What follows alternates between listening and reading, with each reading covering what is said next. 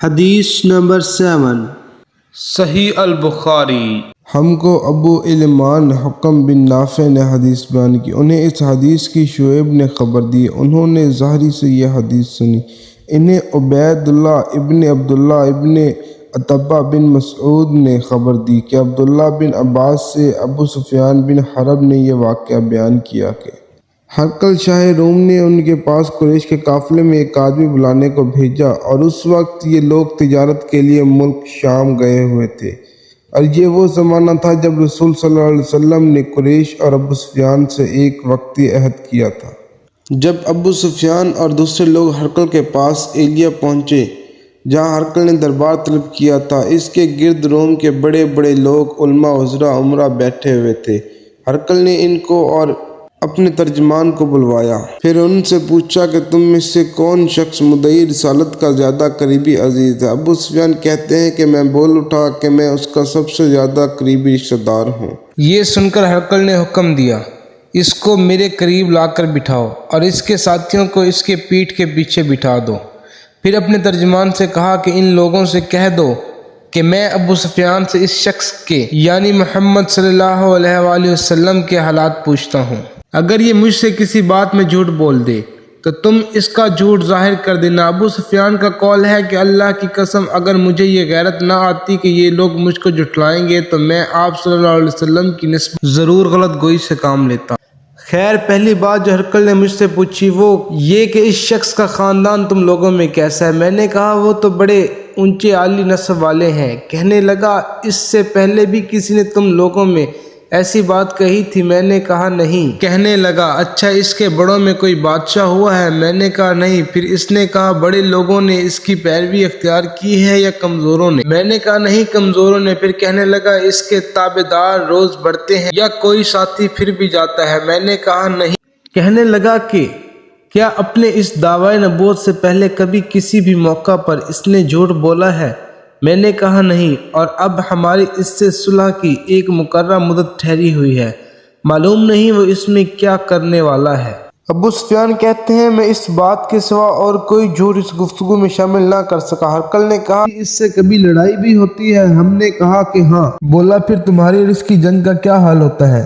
میں نے کہا لڑائی ڈول کی طرح ہے، کبھی وہ ہم سے میدان جنگ جیت لیتے ہیں اور کبھی ہم ان سے جیت لیتے ہیں۔ ہرقل نے پوچھا وہ تمہیں کس بات کا حکم دیتا ہے؟ میں نے کہا وہ کہتا ہے کہ صرف ایک اللہ ہی کی عبادت کرو، اس کا کسی کو شریک نہ بناؤ، اور اپنے باپ دادا کی شرک کی باتیں چھوڑ دو، اور ہمیں نماز پڑھنے، سچ بولنے، پرہیزگاری اور صلہ رحمی کا حکم دیتا ہے۔ یہ سب سن کر پھر ہرقل نے اپنے ترجمان سے کہا کہ ابو سفیان سے کہہ دیں کہ میں نے تم سے اس کا نسب پوچھا تو تم نے کہا کہ وہ ہم میں عالی نسب ہے۔ پیغمبر اپنی قوم میں عالی نسب ہی بھیجے جایا کرتے ہیں۔ میں نے تم سے پوچھا کہ دعوی نبوت کی یہ بات تمہارے اندر اس سے پہلے کسی اور نے بھی کہی تھی تو تم نے جواب دیا کہ نہیں۔ تب میں نے اپنے دل میں کہا کہ اگر یہ بات اس سے پہلے کسی نے کہی ہوتی تو میں سمجھتا کہ اس شخص نے بھی اسی طرح کی بات تلقید کی ہے جو پہلے کہی جا چکی ہے۔ میں نے تم سے پوچھا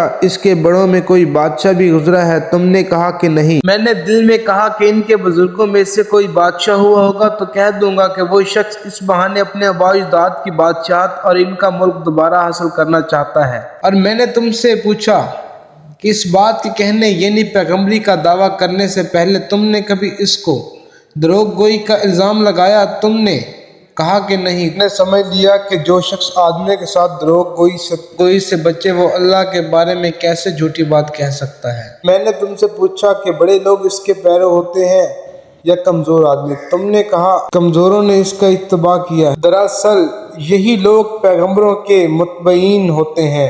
اور میں نے تم سے پوچھا کہ اس کے ساتھی بڑھ رہے ہیں یا کم ہو رہے ہیں؟ تم نے کہا کہ وہ بڑھ رہے ہیں، اور ایمان کی کیفیت یہی ہوتی ہے حتیٰ کہ وہ کامل ہو جاتا ہے۔ اور میں نے تم سے پوچھا کہ آیا کوئی شخص اس کے دین سے ناخوش ہو کر مرتد بھی ہو جاتا ہے؟ تم نے کہا نہیں۔ تو ایمان کی خاصیت بھی یہی ہے، جن کے دلوں میں اس کی مسرت رچ بس جائے وہ اس سے لوٹا نہیں کرتے۔ اور میں نے تم سے پوچھا کہ آیا وہ کبھی عہد شکنی بھی کرتا ہے؟ تم نے کہا نہیں، پیغمبروں کا یہی حال ہوتا ہے، وہ عہد کے خلاف ورزی نہیں کرتے۔ اور میں نے تم سے کہا کہ وہ تم سے کس چیز کے لیے کہتا ہے؟ تم نے کہا کہ وہ ہمیں حکم دیتے ہیں کہ اللہ کی عبادت کرو، اس کے ساتھ کسی کو شریک نہ ٹھہراؤ، اور تمہیں بتوں کی پرستش سے روکتے ہیں، سچ بولنے اور پرہیزگاری کا حکم دیتے ہیں۔ لہٰذا اگر یہ باتیں جو تم کہہ رہے ہو سچ ہیں تو ان قریب وہ اس جگہ کا مالک ہو جائے گا کہ جہاں میرے یہ دونوں پاؤں ہیں۔ مجھے معلوم تھا کہ وہ پیغمبر آنے والا ہے، مگر مجھے یہ معلوم نہیں تھا کہ وہ تمہارے اندر ہوگا۔ اگر میں جانتا کہ اس تک پہنچ سکوں گا تو اس سے ملنے کے لیے ہر تکلیف گوارا کرتا۔ اگر میں اس کے پاس ہوتا تو اس کے پاؤں دھوتا۔ ہرقل نے رسول صلی اللہ علیہ وآلہ وسلم کا وہ خط منگایا جو آپ نے دحیہ کلبی رضی اللہ تعالیٰ عنہ کے ذریعے حاکم بصرہ کے پاس بھیجا تھا، اور اس نے وہ ہرقل کے پاس بھیج دیا تھا۔ پھر اس کو پڑھا تو اس میں لکھا تھا، اللہ کے نام کے ساتھ جو نہایت مہربان اور رحم والا ہے۔ اللہ کے بندے اور اس کے پیغمبر محمد صلی اللہ علیہ وسلم کی طرف سے یہ خط ہے شاہ روم کے لیے۔ شخص پر سلام ہو جو ہدایت کی پیروی کرے۔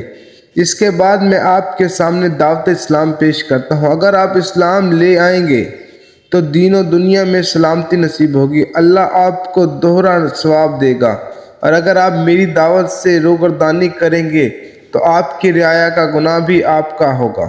اور اے اہل کتاب، ایک ایسی بات پر آ جاؤ جو ہمارے اور تمہارے درمیان یکساں ہے، وہ یہ کہ ہم اللہ کے سوا کسی کی عبادت نہ کریں اور کسی کو اس کا شریک نہ ٹھہرائیں، اور نہ ہم میں سے کوئی کسی کو اللہ کے سوا اپنا رب بنائے۔ اگر اہل کتاب اس بات سے منہ پھیر لیں تو مسلمانوں تم ان سے کہہ دو کہ تم مانو یا نہ مانو، ہم تو ایک اللہ کے اطاعت گزار ہیں۔ بیان کہتے ہیں جب ہرقل نے جو کچھ کہنا تھا کہہ دیا اور خط پڑھ کر فارغ ہوا تو اس کے ارد گرد بہت شور و غوغا ہوا، بہت سی آوازیں اٹھی اور ہمیں باہر نکال دیا گیا۔ تب میں نے اپنے ساتھیوں سے کہا کہ ابو کا بادشاہ کے بیٹی نبی کریم صلی اللہ علیہ وسلم کا معاملہ تو بہت بڑھ گیا ہے، دیکھو تو اس سے بنی اسفر روم کا بادشاہ بھی ڈرتا ہے۔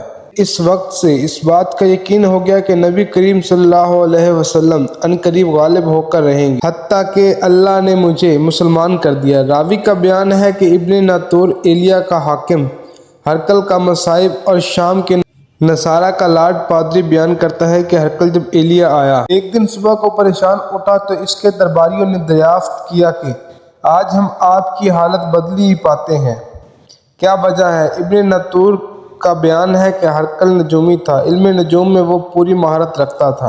اس نے اپنے ہم نشینوں کو بتایا کہ میں نے آج رات ستاروں پر نظر ڈالی تو دیکھا کہ ختنہ کرنے والوں کا بادشاہ ہمارے ملک پر غالب آ گیا ہے۔ بھلا اس زمانے میں کون لوگ ختنہ کرتے ہیں؟ انہوں نے کہا کہ یہود کے سوا کوئی ختنہ نہیں کرتا، سو ان کی وجہ سے پریشان نہ ہوں۔ سلطنت کے تمام شہروں میں یہ حکم لکھ بھیجیے کہ وہاں جتنے یہودی ہوں سب قتل کر دیے جائیں۔ وہ لوگ انہی باتوں میں مشغول تھے کہ ہرقل کے پاس ایک آدمی لایا گیا جسے شاہ غسان نے بھیجا تھا۔ اس نے نبی کریم صلی اللہ علیہ وآلہ وسلم کے حالات بیان کیے۔ جب ہرقل نے سارے حالات سن لیے تو کہا کہ جا کر دیکھو وہ ختنہ کیے ہوئے ہے یا نہیں۔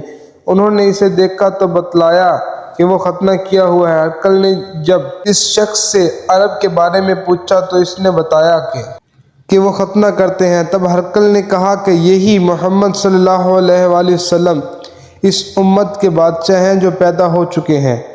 پھر اس نے اپنے ایک دوست کو رومیہ خط لکھا، وہ بھی علم نجوم میں ہرقل کی طرح ماہر تھا۔ پھر وہاں سے ہرقل حمص چلا گیا، ابھی حمص سے نکلا نہیں تھا کہ اس کے دوست کا خط اس کے جواب میں آ گیا۔ اس کی رائے بھی نبی کریم صلی اللہ علیہ وسلم کے ظہور کے بارے میں ہرقل کے موقف تھی۔ محمد صلی اللہ علیہ وسلم واقعی پیغمبر ہے۔ اس کے بعد ہرقل نے روم کے بڑے آدمیوں کو اپنے حمص کے محل میں طلب کیا اور اس کے حکم سے محل کے دروازے بند کر لیے گئے۔